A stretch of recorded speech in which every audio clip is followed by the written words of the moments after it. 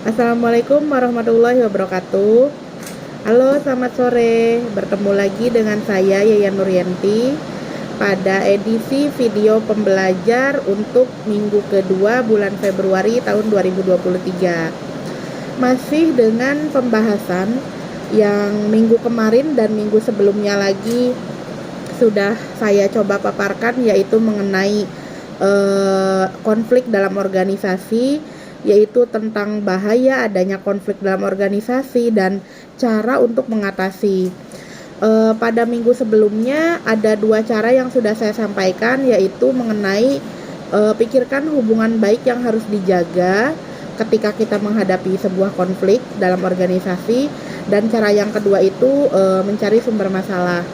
Nah, pada minggu ini masih ada 3 cara yang bisa kita gunakan untuk mengatasi masalah atau untuk mengatasi konflik yang terjadi dalam organisasi.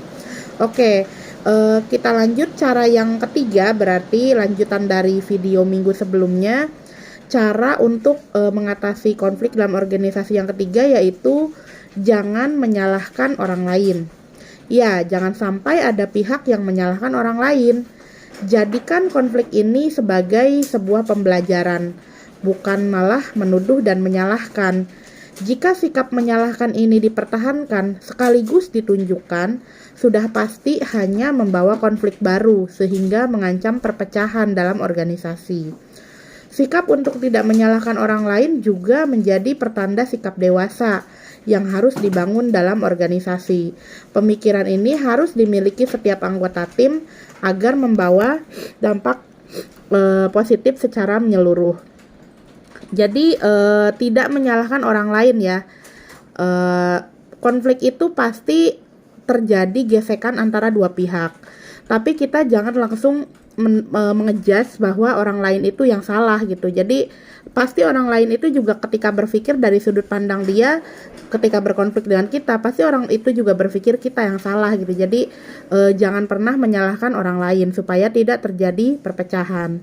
Oke, untuk cara yang keempat yaitu sering mendengar, sedikit berbicara. Ketika mulai membahas konflik yang terjadi, situasi chaos bisa muncul dengan cepat. Ada banyak pihak yang ingin menyampaikan pendapatnya, tapi sedikit sekali yang mau mendengar. Itulah mengapa poin ini membahas sering mendengar, sedikit berbicara.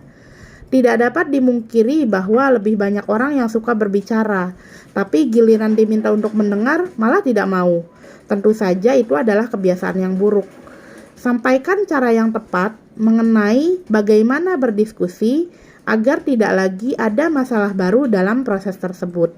Gunakan strategi membangun komunikasi yang efektif dengan rekan Anda. Pada dasarnya, manusia itu diciptakan dengan 2 telinga dan 1 mulut ya. Jadi sebenarnya secara lahiriah manusia itu seharusnya lebih banyak mendengar daripada berbicara.